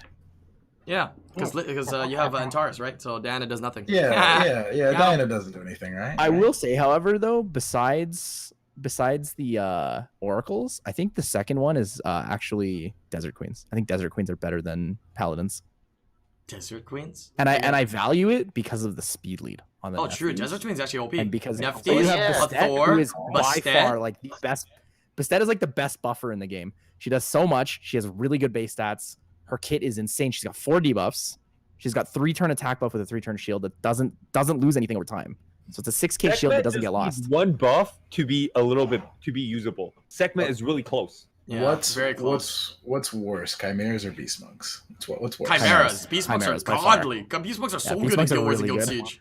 They're so good. Chimeras for sure. Rahul and Chandra, man. How can you say they're bad nowadays? Rahul and Chandra are so good. Yeah, Shazam just sucks. I'm Okay? sorry, I'm just sitting with this damn Shazam. Yeah, I know. I knew you were gonna say that, dude. I knew you were gonna say that. Yeah, he'll get I a mean- buff though. I'm pretty sure. I mean, He'll get a buff. I'll take is the either one. downfall I of got 2 the family. Shans. I'm ready for the buff. Right? Give me the Lagmaron speed treatment. I'll take it. Yeah. Yeah. So going back to the Desert Queens, like Isis is the downfall of the family. Every family has one like weaker unit. Oracles, it's Praha. With Paladins, it's Louise, I think. I'd want to try No. an Isis. I don't know why I've always wanted an Isis. It's Like, not even Arena, Beast Monks yes. have the same thing. Like That's a Shazam is the dark weaker Nail brother of Sonation. all of them. Those are my 2 weird ones that I want. I mean, Dark Nail she's the Sonation most and uniquest Isis. one. I think that's why you want him. I want her. She's the most unique. There's only like 4 units that do Oblivion, or 3 units that do Oblivion. So I mean, you want that. And what's a lot of units strong with? The strong units all have passives that are like so good. So Oblivion's Yeah. huge. Oblivion is huge. And Silence, by the way. Oblivion Silence. One thing I do want to say though, the Zerath buff, I think they should give him like a Skogul treatment instead of worrying about how much he needs to crit. Half his HP could be a fixed damage, and they could just change the multiplier. Make them super thick and hit hard. Oh god. I mean, right now it's like some people Just like highest could argue HP that base he's in the good. game. Yeah, that's why we say. That's why I say like change the multiplier. At least give him a fixed hand because he's kind of. I actually Let want me him to tell be you more of like a this. Skogul. Let me tell you this, Billy. Zerath will never be good because he's an HP based monster. No, if they do it like Skogul, it will. Like he throws a fireball in the air, Because Skogul's not and it good. comes back down. Yeah. Boom. Never be good Yeah, at that's game. huge, He'll be dude. good elsewhere. That's Oh, huge. you mean good ignore elsewhere. defense? What? You Because that's mean fixed damage. Ignores defense? Yeah, like Yeah, fixed it does damage, like defense. Skogul damage. Yeah, Skogul Oh, that's damage. too much, man. Based on Even HP. I- Well, that's why I say you tweak the damage instead of just like one-shotting. Because right now, if you think how Skogul is used, right, you need to have him on violent. And the RNG aspect of it is like, when you throw the rock up in the air, is it gonna drop or not? But he could just be the LD Nat 5 version of Skogul where he doesn't need violent. He just does it. But he also sacrifices his HP. Yeah. Yeah. Right now, like if you saw the last video, which was the Legend Tournament, you saw Zerath do nothing. He healed up, he did his thing, didn't do any damage. He got a heal again, but he was below half HP, and then Tomato couldn't even use skill 3 because it wasn't gonna do any damage. That's the funny part, and it will actually heal him because of The balance. It was like it was detrimental for him to use a skill 3, and that was retarded. Yeah. Like everyone was one person was really low, everyone was like above half HP, and then I know for a fact everyone was just gonna go right above half HP, and that would have just lost him the game. So he had the skill 1, but skill 1 is based off of attack anyway, so he does nothing. That was hard to watch. So Did you buff. guys see the match where Zerath, he couldn't third Shazam, move? The Bay, Trinity, Jaeger. They do need buffs. They do need changes for sure. Yeah. All right, last words. Last words here before we end it off. Very solid podcast today. Yeah, pretty I good. agree. Hold the door. Thank you for having me, Brian. I Yeah, appreciate it. but It was yeah, actually if you guys are watching from YouTube, great podcast here today. It looks like we I had do a have last great word. group. You have a last word? All right, okay, last word. Hope to see everybody in Orlando. Or That's not a Paris. word. That's a sentence. Okay, what's your last sentence? That's in Hope to December, see right? everybody in December? Orlando or Paris. Yeah, hopefully, man. I'm very excited for that. Anybody know they're coming or not? They haven't I'm given us trying my best to information. go. Orlando. Are you going? Are you going to Of course both, he's Thompson? going. Are you going to both? Yeah. I'll try my best to go. Wait, they I don't invited think, you to I don't think I'm going to Orlando? Paris, but Wait, I'd they like to go invited you to Orlando already? No, if I'll find a way. If not, No, Thompson, they already invited you to Orlando? Maybe. The fuck? Bro, I didn't I'll get no be- I'll email. be- I didn't get no message yet. What is this? Well, okay, just gotta win SWC to get invited to this. Okay. No. Island is not like that. It's I think everyone is strong and then someone says something to me. Maybe I don't know. It's not like Oh, that. it's just not set in stone. It's just someone said something to you then. It kind of Okay. yeah. Okay. I'm still going. Yeah, but yeah. Oh, I'll be in exposed. Orlando too. That'll be fun. Cool. All right, Dude, thank you who's guys. going? Huh? Who's going? I didn't get any information yet on either. I have, really? I had some talks of them saying like, oh, we might invite you and whatnot, but there's no actual talks yet. So I'm waiting to let my community, because everybody in the community wants to know too, right? They want to know like, hey, if I go to the event, who can I expect to see? So everybody's always curious who's getting invited, who's going. So as soon as we know, we'll let everybody know as well. But if you guys are watching from YouTube, hopefully you guys enjoyed this week's podcast. Make sure you hit that like button, leave a comment below. I always go through the comment section every single like Monday-ish to prepare for the next podcast on Tuesday. Yeah, so please do leave those comments below. Appreciate it very much. Thank you guys for taking some time off and joining me on the podcast today. Appreciate it very much. And Rujin, Bye, YouTube. thanks for joining me, man. Thanks for having me. Peace out, everybody. Always, sir. Much appreciated.